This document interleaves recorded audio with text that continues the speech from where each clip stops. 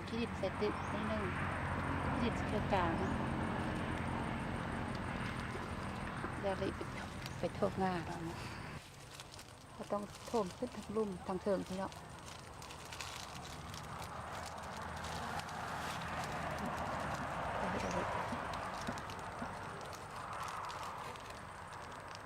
เพื่อไปตึกพิธีออกหาบทะเลทำวิธีหับต้องหับแน่น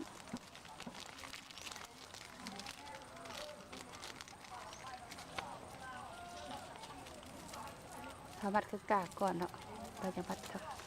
ทางรูปให้มันแน่นทางรูปให้มันแน่นเราแบบทางเถิงโบแน่นมันได้ก็ได้เนาะเพราะว่าถ้าดำฝนลงมานี่เนาะดำฝนลงตกมันใส่คนเบา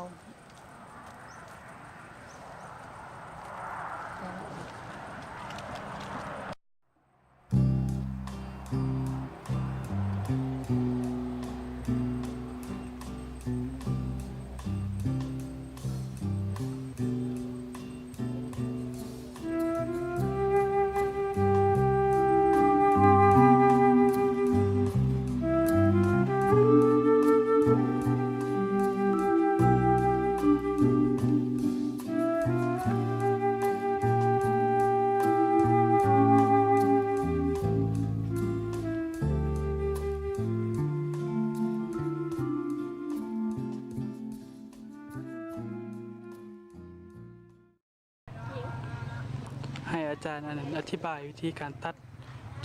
โทมมาใส่เบาวิธีตัดกระโถบเนาะ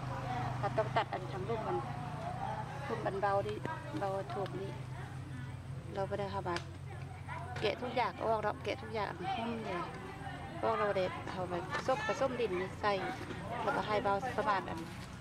ใส่ประมาณแบบครึ่งทุ่งนี่ค่ะแล้วพอดีเขาเอาไปใส่ต้องเอาขี้ดินใส่ดีเนาะขี้ดินใส่ให้มันท่วมเบาโถมนี่ในดินประกอบนี่อย่างไรมีฝุ่นคอแล้วก็มีที่แก้เผาท่วมเบาโถมแล้วก็หาเน็ตมันได้เนาะโปรตีนอันนี้เน็ตไล่แล้วมันนำบลง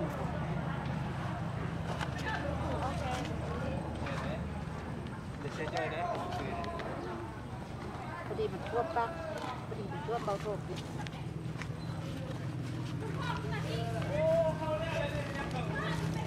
ได้ต่อจ้ะก็ได้แล้วก็ระบายไว้แล้วก็ทักซ่าแล้วก็บัวระบายทักซ่าแล้วจะหดตามมันเที่ยวแล้วก็เรียบไปยอดใส่